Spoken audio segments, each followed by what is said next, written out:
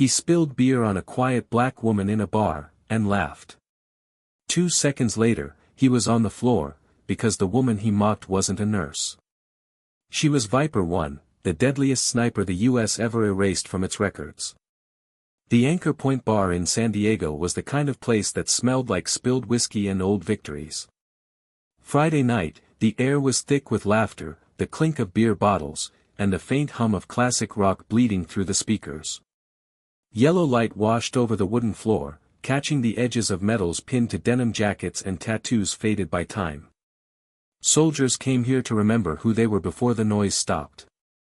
At the far end of the bar, a woman sat alone, her back straight, her shoulders relaxed in that quiet way of someone used to noise much louder than this. She was black, mid-30s maybe, wearing a gray t-shirt and dark jeans.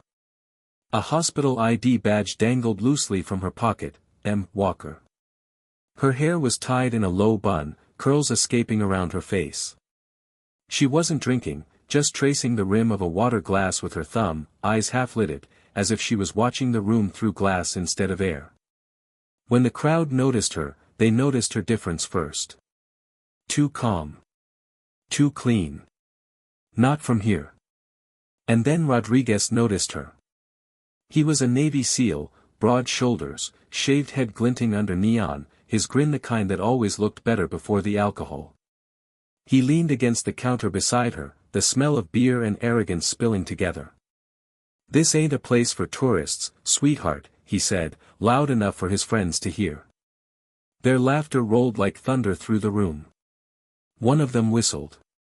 Another called out, "Careful, she might call HR on you." Rodriguez smirked and lifted his glass. For a second, it seemed like a toast.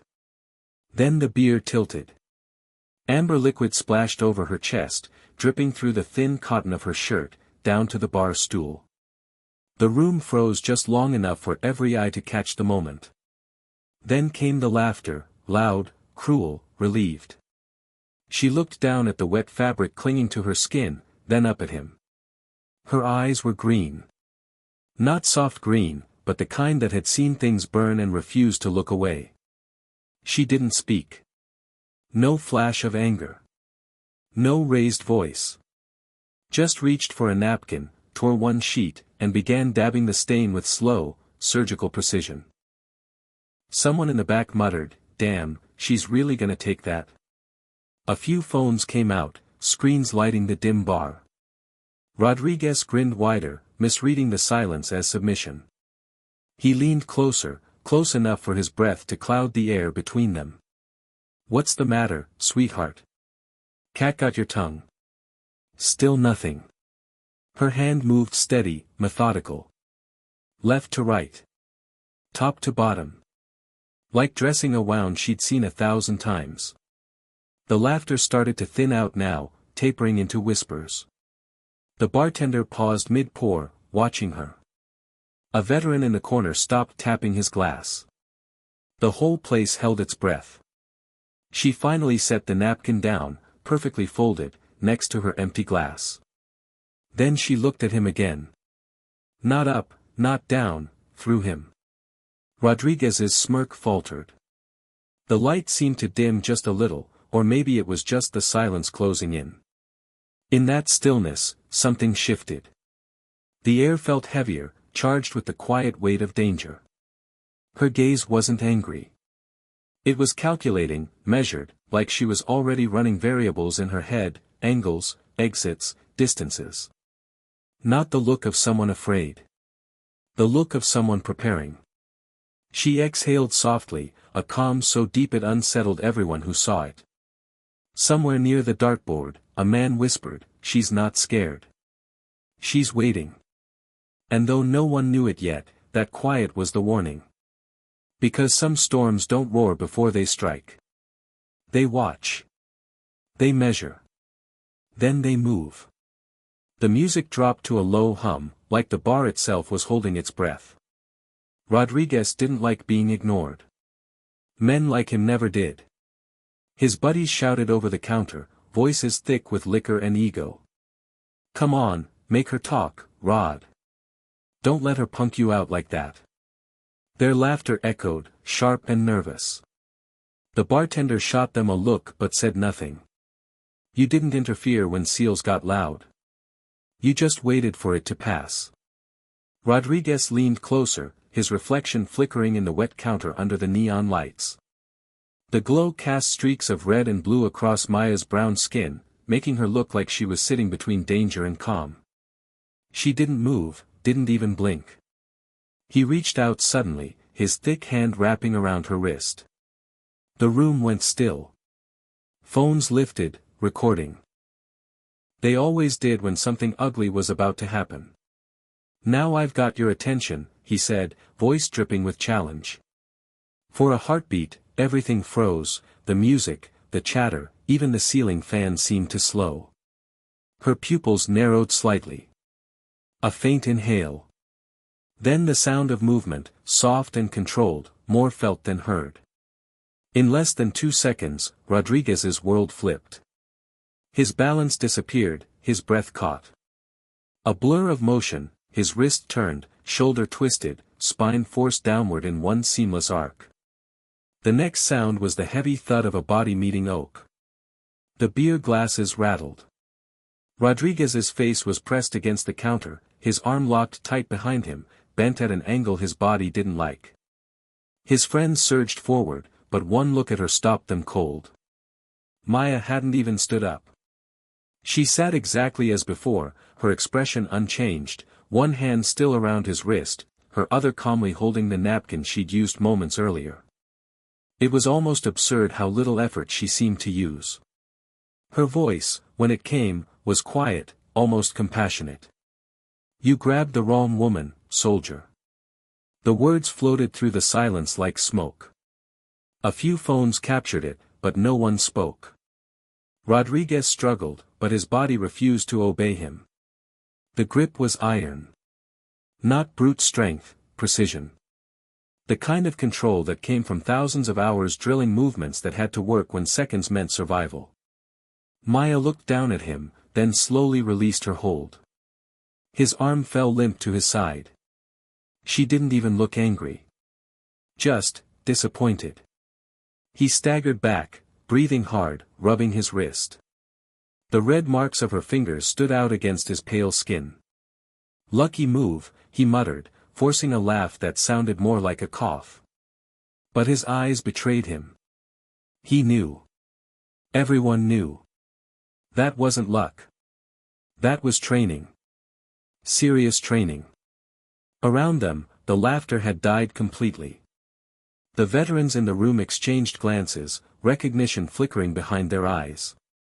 They'd seen that kind of movement before, but never from a civilian.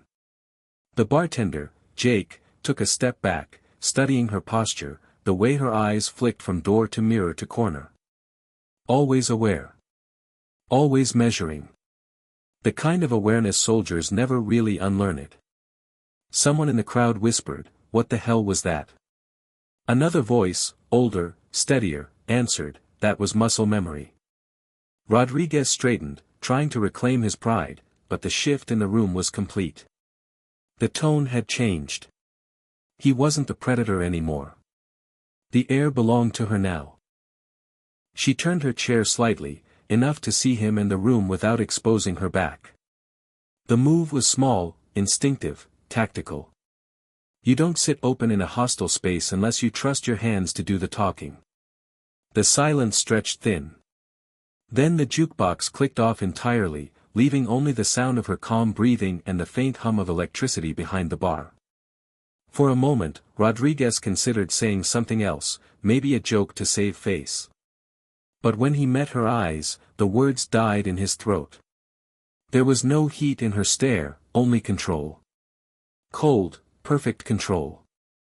She reached for her glass, took a sip of water, and said quietly, "You should sit down. Before you fall again." The room erupted, not in laughter this time, but in stunned exhale. Even the bartender cracked a grin, quick and nervous. Rodriguez stepped back, humiliated but unsure how to move forward. His friends looked away. They'd come for a show and got a lesson instead. She turned back to her drink, calm, unbothered, the neon light catching the faint scar that curved along her forearm, half hidden, half told. No one saw her smile, but if they had, they might have realized the truth. That kind of silence didn't belong to someone afraid. It belonged to someone who'd survived worse than this. The noise returned slowly, like a wave after a pause. Rodriguez had retreated to his table, rubbing his wrist and nursing what was left of his pride, while his teammates tried to recover the mood. The air was thick with embarrassment and cheap bravado. A few laughs rose, sharp and forced, as if to say the incident hadn't happened. But it had, and the weight of it hung over every man in the room. Then Captain Hayes stood up. Blonde hair tied in a regulation bun, pressed uniform even off duty, eyes cold and sharp. The kind of woman who carried rank like armor. She crossed the bar with slow, deliberate steps, her boots echoing against the wooden floor. "You just assaulted a United States Navy SEAL," she said, her tone clipped and official, but laced with disdain. Maya didn't look up. She sat where she had been, calm and centered, her hands folded neatly around her glass. "With ice, please," she said to the bartender, voice soft, steady, almost bored. The bartender hesitated, glancing at Hayes, then back at her, before slowly dropping ice cubes into a new glass. The sound of them hitting the water was louder than it should have been. Hayes folded her arms. "You think you're tough?" The question dripped with sarcasm, meant to restore the pecking order that had just collapsed. Around them, the SEALs smirked, hoping their captain could claw back some dignity for the uniform. Maya turned her head slightly, her green eyes meeting Hayes's with the unhurried calm of someone used to being underestimated. "Third phase of BUD/S, she said quietly, her words cutting through the air like a blade through smoke. "Week 5. What's your recovery protocol for shallow water blackout?" The room froze again. Hayes blinked, caught completely off guard. The question wasn't a guess, it was surgical. Specific. Technical.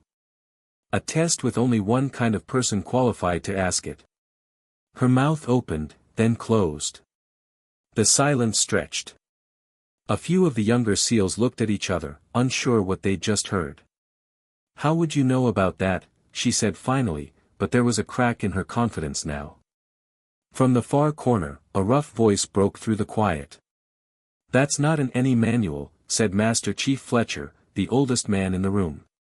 His hair was gray, his eyes pale from too many desert suns, but there was something sharper in his stare now, the recognition of an old ghost. Everyone turned to look at him, then back to Maya. The air changed again. Respect, curiosity, a thread of unease. Maya took a slow sip of her water, as if she hadn't just detonated a secret in the middle of the room. "I asked a question," she said softly. Hayes's jaw tightened. "You have no idea what you're talking about." "Don't I?" Maya set her glass down, eyes steady. "When your dive partner blacks out underwater, you're trained to keep them face up, tilt the head, open the airway, and ascend slowly. But that procedure, what you're still teaching, causes a 30% increase in secondary drowning. You'd know that if you'd been there when it happened. If you'd seen what happens when they don't wake up." The words landed heavy. They weren't theory, they were memory. Jake, the bartender, stopped wiping the counter. Even the jukebox stopped humming, a perfect pause hanging over her statement. She looked at Hayes again, not cruelly, just with that same unshakable calm. "Maybe you should update your training," she said. For a long moment, no one spoke. The kind of silence that happens when the air itself doesn't know what comes next. Then one of the younger SEALs muttered, half under his breath, "How the hell would she know that?" "Because she's been there," Fletcher said quietly, more to himself than anyone else. "That's not classroom talk. That's field talk." Rodriguez stood, his embarrassment curdling into irritation. "You trying to tell us you're some kind of operator?" His tone was forced, defensive, the kind of bravado men use when they feel their ground slipping. Maya's gaze moved to him, then past him, taking in the group, the layout, the exits, every detail in a slow sweep. "I'm not telling you anything," she said. "I'm just correcting bad information. You think you're smarter than us?" Hayes snapped. Maya didn't answer immediately. She let the silence hang just long enough for it to hurt. Then she said, "No. I think I've seen what it costs to be wrong." Fletcher leaned forward in his seat, the faintest smile touching the corner of his mouth. He'd seen that look before, in briefing rooms, in the faces of people who'd survived what no one else did. It wasn't arrogance. It was knowledge. The kind that came with scars no one could see. The energy in the bar had shifted completely. Where there had been mockery, now there was uncertainty. A quiet recognition none of them wanted to admit. Maya reached into her pocket, pulled out a folded napkin, and started drying the condensation on her glass, movements measured, deliberate, as if nothing unusual had happened. But everyone saw what she was doing, the same methodical precision she'd used cleaning the spilled beer. The same focus. The same control. That kind of calm didn't come from bar fights or bravado. It came from training. From repetition under pressure. From places where hesitation got people killed. Fletcher's gaze never left her. He knew. The question now wasn't what she was hiding. It was why. The air inside Anchor Point was so tight it might have snapped if anyone breathed too loud. Every man and woman in uniform had gone quiet. The smell of spilled beer still lingered, but now it mixed with something else, anticipation. Outside, the rain had started, soft against the windows, a sound too gentle for the tension inside. Then the door opened. Colonel David Brooks stepped in, flanked by two officers in civilian clothes whose posture screamed military. The kind of men who didn't walk into bars unless something important was about to happen. Conversations died. Even Rodriguez straightened. The colonel's eyes scanned the room with the precision of a man used to command, left, right, assessing exits, faces, threats. They stopped when they landed on Maya Walker. "What's going on here?" he asked, his tone low but carrying authority that filled the room. Rodriguez saw an opportunity to reclaim what he'd lost. He stepped forward, squared his shoulders, the smirk almost back on his face. "Just sorting something out, sir. This woman here thinks she knows our training better than we do." Brooks glanced at him, unimpressed. "Is that right?" Maya didn't answer. She just met his gaze, calm and steady. Her silence drew him in more than any defense could have. The colonel's frown deepened, but before he could speak, Rodriguez pressed, louder now, voice dripping with sarcasm and adrenaline. "Everyone who's ever served has a call sign. Every real operator does. So let's hear it." He looked around, his teammates nodding behind him. "What's yours?" The words hung there, sharp and echoing off the walls. Maya didn't move.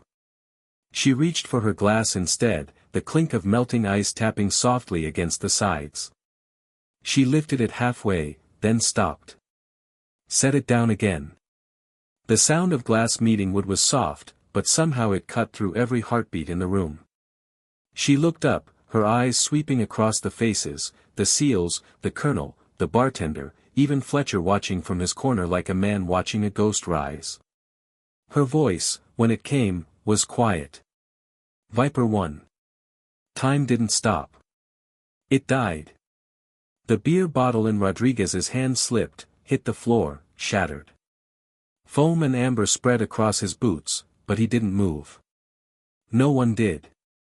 The silence was absolute, so deep you could hear the rain outside like whispers.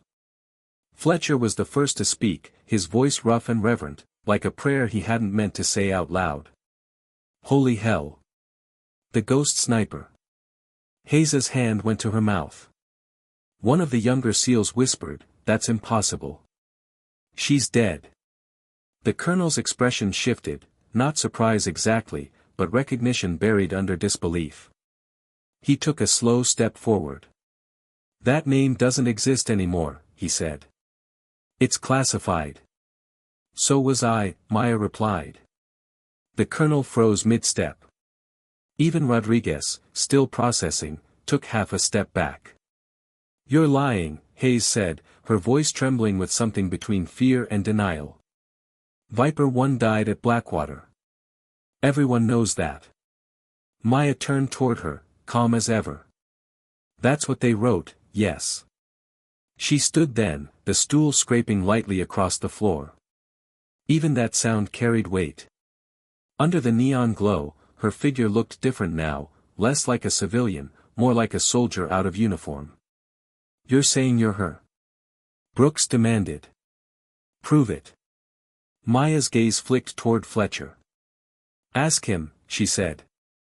Fletcher's hands were clenched on his glass. He'd gone pale beneath his tan, the years falling off his face as memory rushed back. The way she moved, he said, voice low, almost trembling. That lock. That disarm.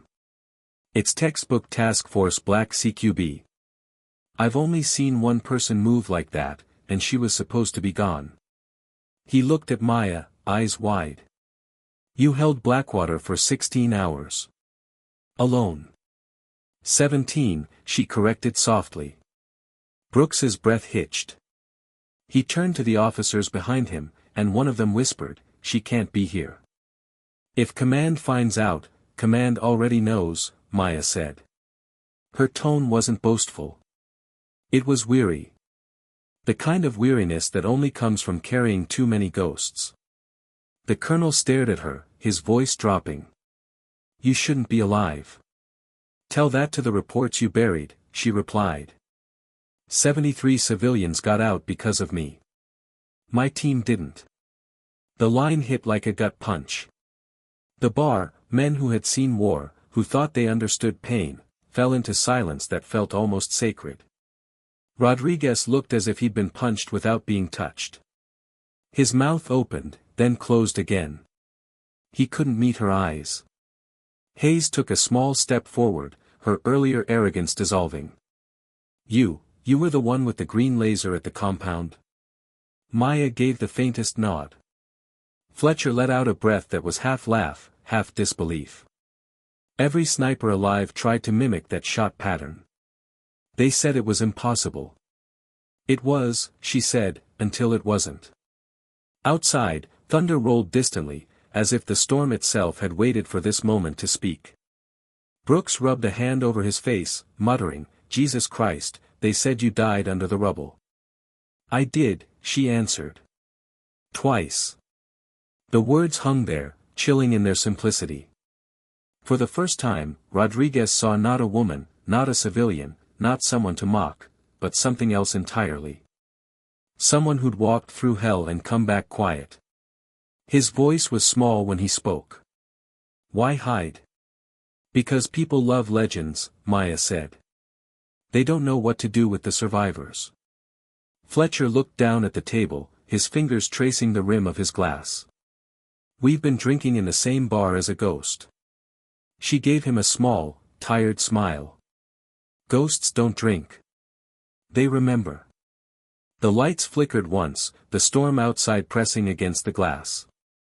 Somewhere, a phone camera was still recording, catching faces that would one day be replayed millions of times, the exact second disbelief turned into reverence.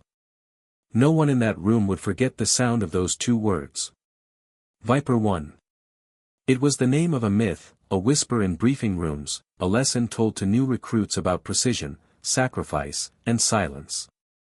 And now it belonged to the woman standing calmly by the bar, rain running down the window behind her, as if even the world outside understood it had just seen a legend return from the dead. The door opened again, and the room seemed to recognize the gravity before the man's name was even spoken. Admiral Morrison stepped inside, his presence pulling every spine in the bar straight. He wasn't wearing his uniform, but he didn't need it. Command never left his shoulders. The air followed him, tense and obedient. His eyes swept the room in a single practiced scan, and when they landed on Maya, the authority in his face cracked, just slightly. Walker, he said, almost a whisper. The name sounded strange after so many years buried under classified silence. The crowd parted as he moved closer. No one dared speak.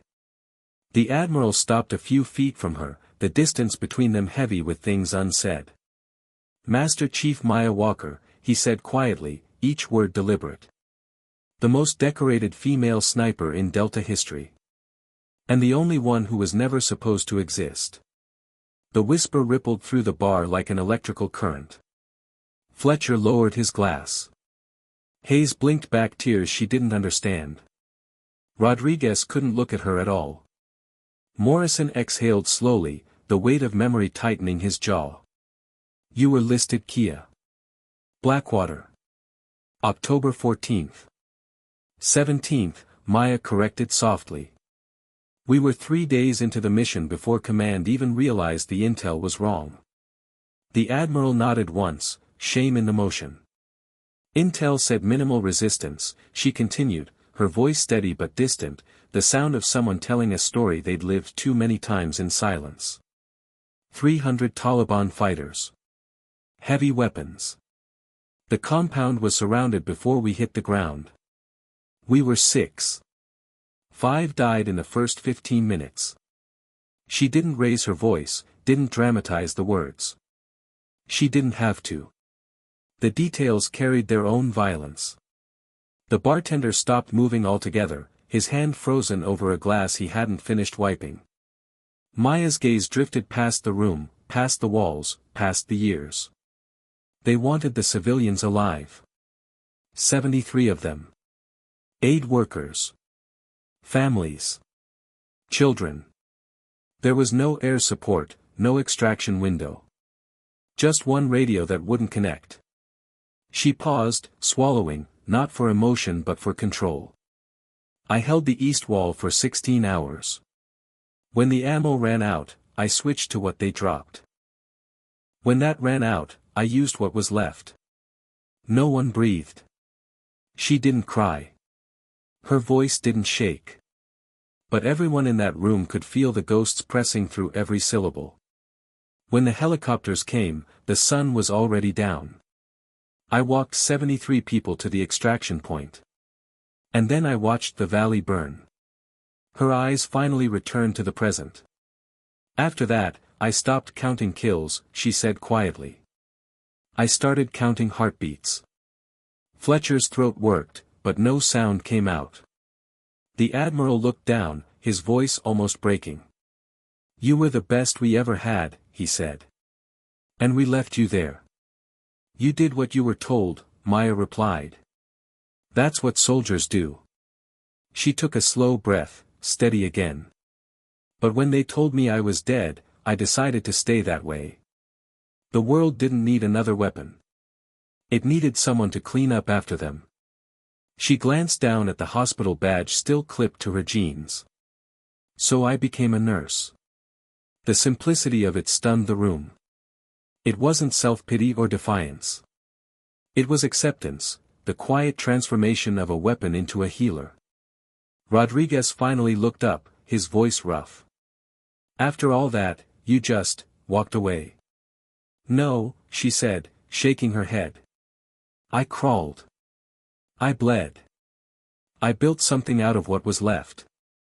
You don't walk away from war. You carry it until it stops hurting, or until it kills you. I just got lucky. Hayes wiped her eyes quickly, pretending it was something in the air. The admiral stepped back, the kind of retreat that wasn't from weakness but reverence. "You could have been anything," he said softly. "You were a legend." "Legends are just names people give to pain they don't understand," Maya said. "I didn't want to be a legend. I wanted to be useful." Her eyes found his. "I still do." Outside, the rain grew heavier, streaking the windows with light from the street. Inside, no one moved. The bar that had mocked her hours ago now stood in silent awe of the woman who'd once held an entire valley alone. And though none of them would ever admit it, they all felt the same thing, the terrifying beauty of a truth too heavy for medals, too quiet for parades. Maya turned back to her glass, the ice now melted into still water. She lifted it, took one slow sip, and said more to herself than anyone else, "You don't survive something like that. You just learn to live with the sound of it." The bar had emptied hours ago, but the echo of what had been said still lingered in the air like smoke. The lights were dim now, just the low hum of the neon sign outside flickering through the rain-smeared windows. Maya sat alone at the counter, her phone beside the half-empty glass of melted ice water. The hospital badge still hung from her jeans, the name M. Walker, catching the light every time the sign outside buzzed. She didn't expect it to ring. Not anymore. But it did. A vibration first, then the screen lighting up with an unfamiliar code, Langley. She answered without a word. The voice on the other end was low, urgent, stripped of formality. "We've got a situation. Kidnapping. Kabul province. They're using it for propaganda." Maya said nothing, just waited. "His name is Rashid. 18 now. We think he's the same boy from your file, the one you carried out of Blackwater." The voice hesitated. "They have him. And his sister. Execution in 72 hours. The call ended with coordinates and silence. She stared at the phone, the world narrowing to the pulse in her ears. Rashid. The boy who'd said he'd be brave. She saw him again, small hands gripping her vest, blood on his cheek, whispering that he wasn't afraid. Her fingers found the scar on her wrist, a pale half-moon she'd stopped trying to hide. It throbbed now, like memory had weight. Behind her, footsteps. "You're not doing this alone." Rodriguez's voice was quiet, stripped of ego. He stepped into the light, no drink in his hand this time, just intent. Hayes stood beside him, posture rigid but eyes different, less steel, more resolve. "We were wrong," Rodriguez said. "We judged you by skin and silence. That won't happen again." Maya turned to face them. No surprise in her expression. Maybe she'd expected this. Maybe she'd known from the moment she said, "Viper 1, that none of them would be able to walk away. "You don't owe me anything," she said. "No," Rodriguez replied, "but we owe the uniform something. And you're the best chance that kid has." Hayes stepped forward. "I've seen what you can do. If he's still alive, we'll get him out." The bartender looked up from behind the counter, the old soldier in him recognizing the rhythm of what was happening. "You'll need people you can trust," he said quietly. "And I know a few who don't mind bending orders." Maya gave him a small nod, appreciation hidden behind the professional calm that had returned to her face. She looked down again at the phone, the coordinates still glowing on the screen. The numbers looked familiar. The same valley. The same ghosts. For a long moment, no one spoke. Then she said, "This time, no medals. No deaths. We all come home." Rodriguez smiled faintly, "A real one this time. That's an order I can live with." The admiral, who had stayed in the shadows, stepped closer, his voice softer than anyone had ever heard it. "You'll have unofficial support. Nothing on record, nothing that exists. But you won't go in blind. Not again." She nodded once. "Then we move." Hayes exhaled, shoulders squaring as the soldier in her took over. "When?" "Now," Maya said. "Every minute we wait, the story writes itself without him."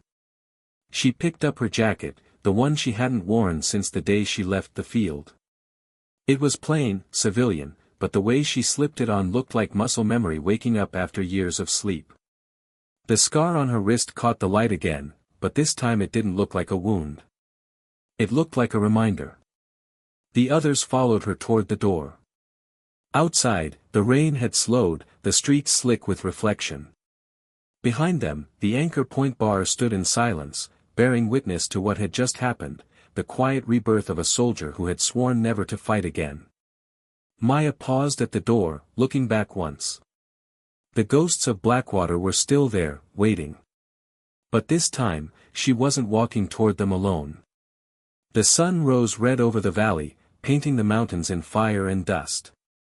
The air was thin, cold enough to bite, but Maya barely felt it.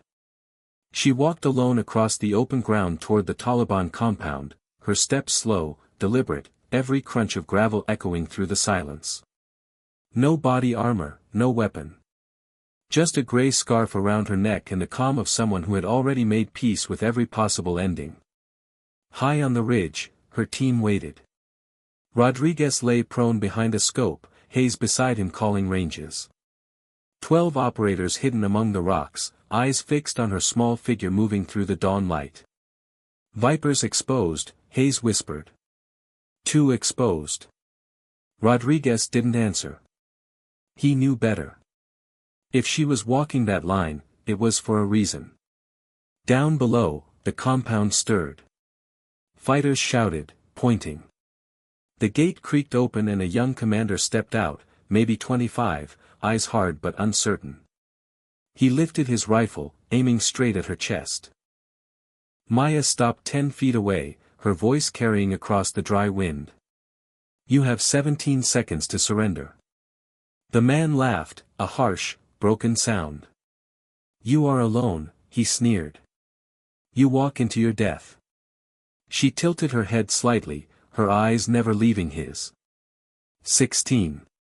He frowned, confused. The laughter behind him wavered. 15. He raised the rifle higher, finger on the trigger. 14. What are you? He began, but never finished. Rodriguez's shot cracked like thunder, clean through the temple. The commander fell before the echo died. Chaos erupted. Fighters scattered, shouting orders, gunfire flashing against the stone walls. From the ridge, the team unleashed precision. One shot, one target. Years of training turned into choreography. Maya moved first. She sprinted for the gate, grabbed the fallen commander's weapon, and signaled the breach. The compound's defenders fell in seconds. Rodriguez's voice cut through the radio. Outer ring clear. Move. Inside, smoke and dust blurred everything. Maya advanced through the corridors, heart steady, steps sure. She could hear the frightened voices of women and children in the lower rooms. She turned a corner, dropped 2 guards with precise bursts, and kicked open a locked door. 14 people huddled in the dark, Rashid among them, older now but still with those same defiant eyes. Viper, he gasped, disbelief and relief tangled in his voice. They said you died. Later, she said, cutting his chains. Can everyone move? They followed her through the smoke, crouched low, darting from shadow to shadow. Hayes and Rodriguez met them halfway, covering the flanks as the team fought toward the exit. When they reached the courtyard, the sound of helicopters thundered faintly in the distance, the extraction window. Go! Maya shouted. Rodriguez herded the group forward, the women shielding each other as they ran. And then it happened. A sound behind them. The scrape of a boot. Maya turned. A boy, 16, maybe, stood trembling, an old AK-47 in his hands, the barrel shaking as he aimed at her. His face was streaked with dust and fear. Behind her, the team pivoted, rifles up. Target. Hayes barked. Hold fire, Maya said sharply, raising her hand. No hesitation. Her voice cut through the gunfire and the chaos. She stepped toward the boy, eyes steady, weapon lowered. You don't want to do this, she said in Pashto. He shouted something back, voice cracking. She took another step. Go home to your mother, she said softly. This war has taken enough sons. The boy's eyes flickered. Confusion, then pain, then something like understanding. The rifle dropped from his hands, hitting the dirt with a dull thud. He stepped back, then turned and ran. For a moment, there was only silence. Then Rodriguez's voice broke it, low and awed. Jesus, Viper. She didn't answer. She just looked after the boy until he vanished into the hills. The team reached the evac point as the helicopters descended, rotor wash sweeping away the dust and smoke. Rashid climbed aboard first, pulling his sister and the teachers after him. Maya was last. Rodriguez held out a hand, and she took it, climbing into the bird as the valley receded below. The compound burned quietly, a smear of gray against the rising sun. Inside the helicopter, no one spoke. Hayes sat across from her, staring with something close to reverence. Rodriguez finally said, "You could have taken the shot." Maya looked out the open hatch, wind whipping through her hair. "Killing is easy," she said. "Mercy takes strength." The team fell silent again. As the horizon widened, Maya closed her eyes for the first time in 10 years. No ghosts this time. No echoes. Just the weight of peace, a peace she'd had to earn the hard way. The kind that comes not from victory, but from choosing to stop fighting. If you enjoyed this story, let us know in the comments. And don't forget to like, share, and subscribe for more inspiring stories.